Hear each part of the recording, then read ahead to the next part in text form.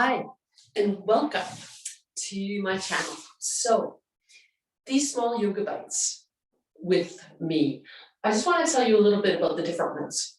So today I'd like to mention breath. And breath is our first form of food. Without the oxygen we breathe in, we're not alive. We can do without food, we can do without water for much, much longer. We cannot do without the breath and the vitality of the breath, the way we breathe, the awareness to the breath is so important for our health.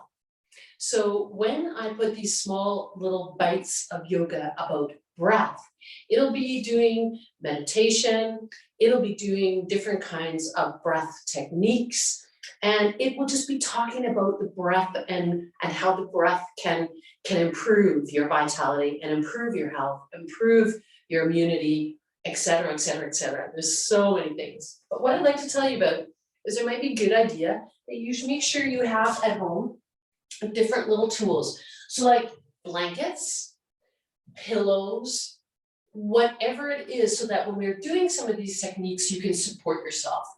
You are also allowed to use a chair. So don't be afraid to not use a chair if that's that's what's best for you. Or if you have to at one point lie down, then you lie down.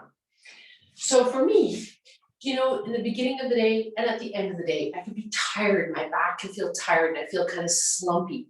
So that's why it's really good to have a blanket and just fold it. And then I just sit up on top of it, which already there, look at the difference between my back just sitting up on the blanket. And now I'm going to remove the blanket. So I have a tendency to fall easier into a slump. So this is just a really easy thing to do, is just, you know, roll up a blanket. Then you can notice my feet. This can sometimes be really difficult to choose for people how to sit because the hips are really stiff. And so as far as the hips are concerned, go and look at some of the videos that have with attention or to do with attention, and that will help you find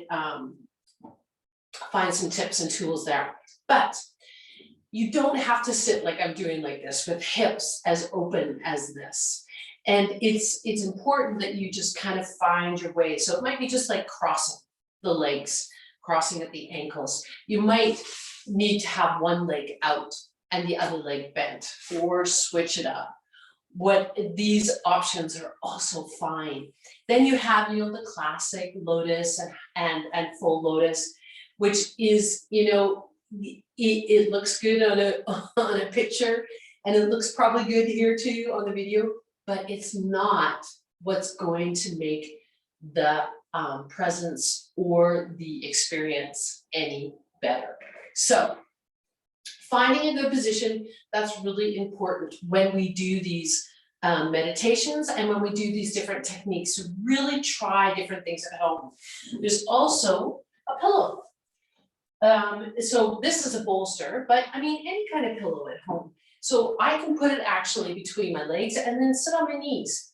I can even use a blanket and a bolster that even brings me that much higher, and also is working on the knees and issues of tight knees and not enough flexibility in that area too. But it's really good for you to try different things at home and experiment every time that we meet to see. Another thing I notice is that some people really think it's hard on the back of the knees.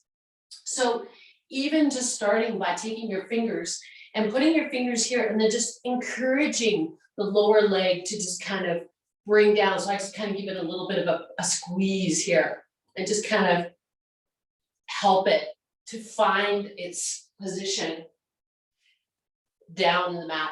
And then slowly I just bring my butt down, and then I can release the hands. But I can also, if that still doesn't help very much, I can put a blanket between the back of my knees and the lower part of my leg. So I stick it right in there, and then I just sit back down And maybe this will help me get into more flexibility in the knee joint and also help me to sit on my knees a little bit better. And it's again, it's just a matter of trying. Some people feel it's the front of the foot. So here you can do the same thing. Just take the blanket behind you, put your feet on the blanket and see, oh, does that give me any kind of relief? Does that feel better? Make me want to be able to sit here a little bit longer. So I would encourage you to just try all these different techniques. You can also use a block and sit on a block or two. So there's so many things you can do. Please just experiment and feel your body. Because what's really important is when we start doing the meditation, when we start doing the breathing techniques, that you can keep that focus to the breath and not, oh, my knees are bugging me, my back's bugging me, whatever else that might be bothering you, that you really want to keep that awareness to the breath, because the breath is our vitality. The breath is life. It's our connection to all that's living. And this is what I am really looking forward to sharing with you. So there is a Buddhist quote that says, "Those who breathe deeply and slowly live the longest." So, looking forward to meeting you on the yoga mats with these little yoga bites of breath. Take good care until we see you the next time here. Namaste.